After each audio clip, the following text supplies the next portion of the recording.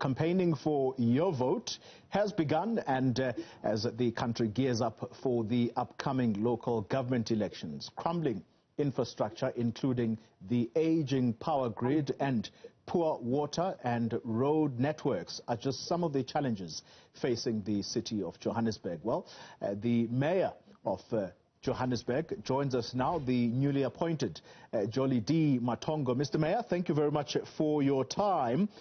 Just honing in on some of the issues I've raised there. Let's talk about the issue of aging substations. The community of Dube in Soweto has been without electricity since February, they say.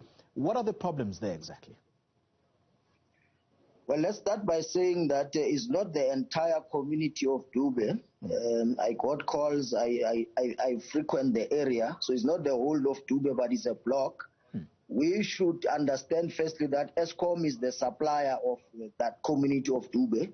The substation has blown. Eskom has been informed to attend to the matter, but I think there's generally a problem with how Eskom and communities are handling the matters, because Eskom comes into the area. Well, some of the issues is that the community will hire somebody to fix the thing, and then once Eskom discovers that there's been tampering with the substation, they then decide we are not going to help you anymore. So it's a collaborative effort that we need to do. But we have taken a decision working with Eskom to say we need to take over the supply of energy or electricity in our city, in all the areas, Soweto, Orange Farm, Ivory Park, and all of those other areas, because we don't want to be putting the blame on Eskom every time there's an electricity problem.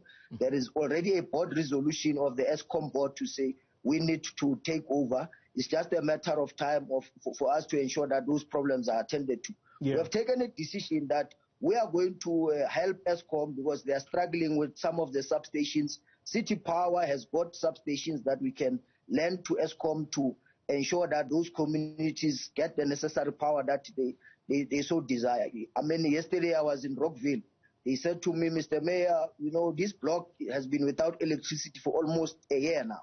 And it can't be that we have that kind of a situation. We have agreed with City Power that they will avail our substations to Eskom so that those communities can be connected whilst we deal with the problem into the future. Mr. Mayor, just a point of clarity. Are you saying that the whole of Soweto is being serviced directly by Eskom as opposed to City Power? Correct. Eskom is the one supplying Soweto. They are the ones supplying Orange Farm. They are the ones supplying parts of Sandton. So there's quite a number of areas that they are supplying. Yeah. Where do you get involved as the city as far as collection of monies, particularly for the use of power? And I ask this question because Eskom has been crying for some time that it is owed billions of rand by residents of Soweto alone. Well, it's a debt owed by the residents to Eskom. It's not owed by the city, but we have taken a conscious decision to say, let's engage Eskom and let's have an exercise that says, what does it mean for us to take over financially?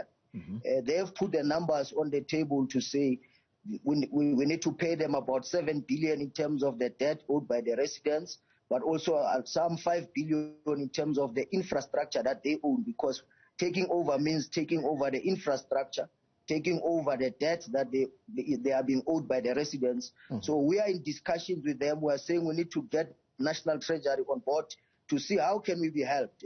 Can this debt be written off? Is it the debt that is prescribed by law? So we are in discussions with Eskom.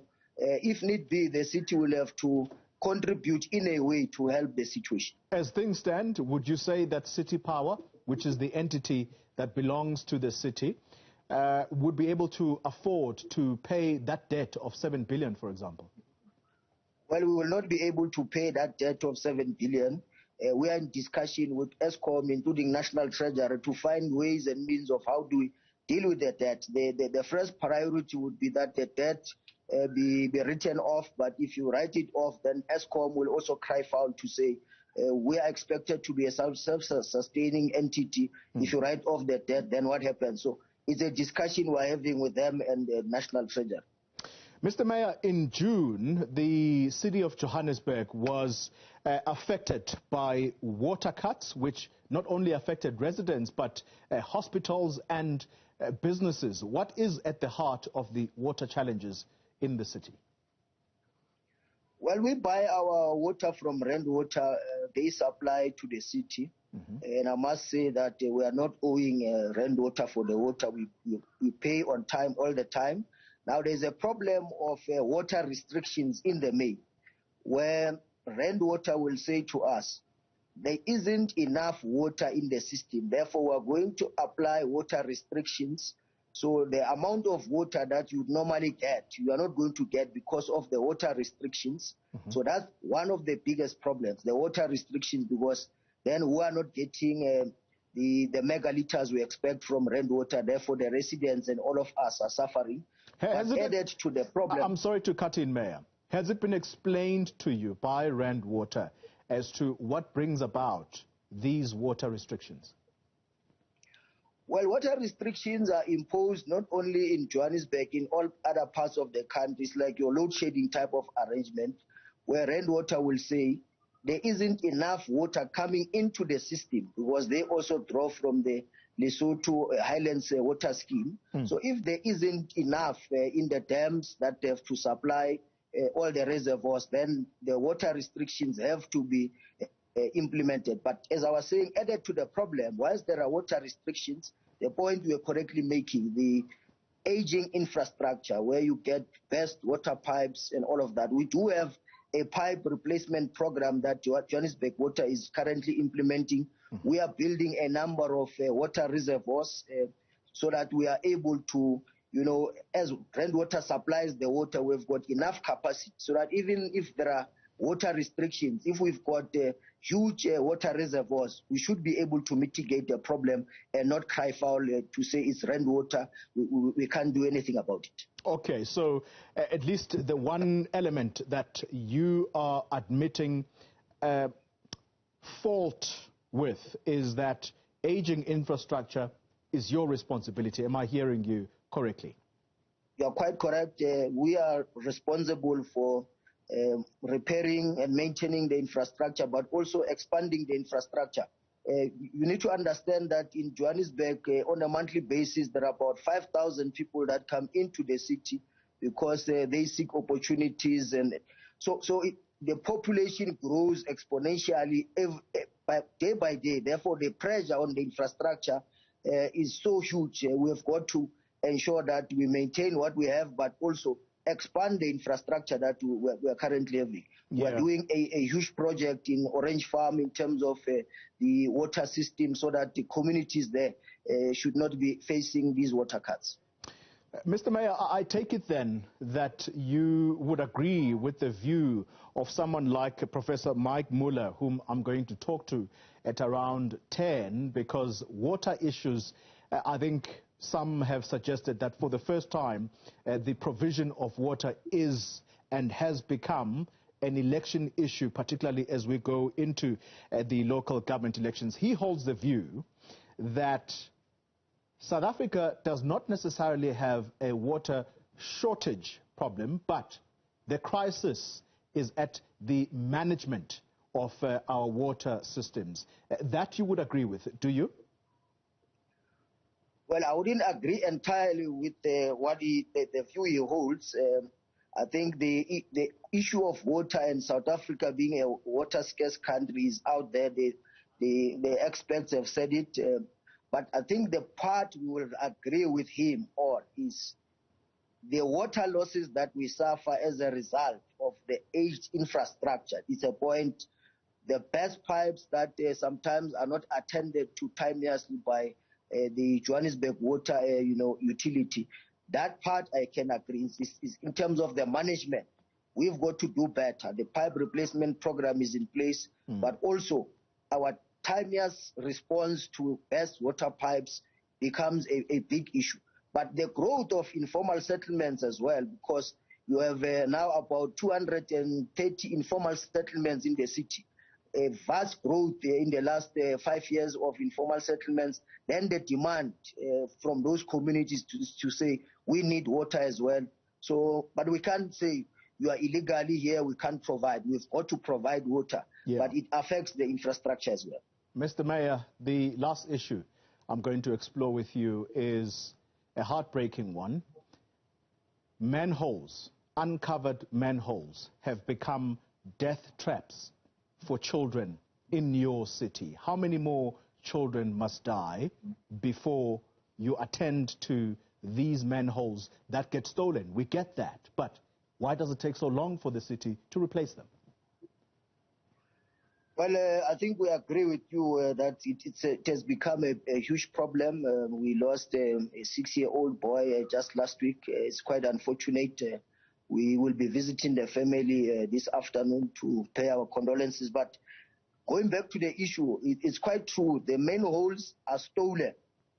There's quite a number of them. We tried the ones of steel.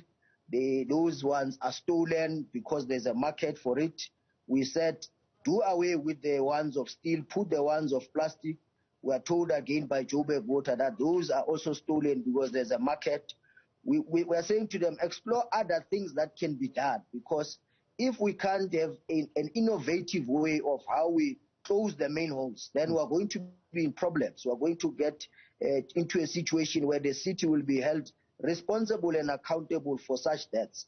We don't want that kind of a situation. But what is important is that we need to be able to say, this is a manhole in this area, it has been reported, so that we then hold Johannesburg Water accountable if that manhole is not attended to within 24 hours. In fact, 24 hours is too huge, because if you say you are in Soweto, there's a depot in Soweto of Joburg Water. If it's reported within an hour or two, that thing must be sorted out. So I think it's also a matter of the responsiveness of our depots at times when these things are reported. But that's also exactly the issue, Mr. Mayor. That is exactly the issue, and I'm sorry to interrupt you there.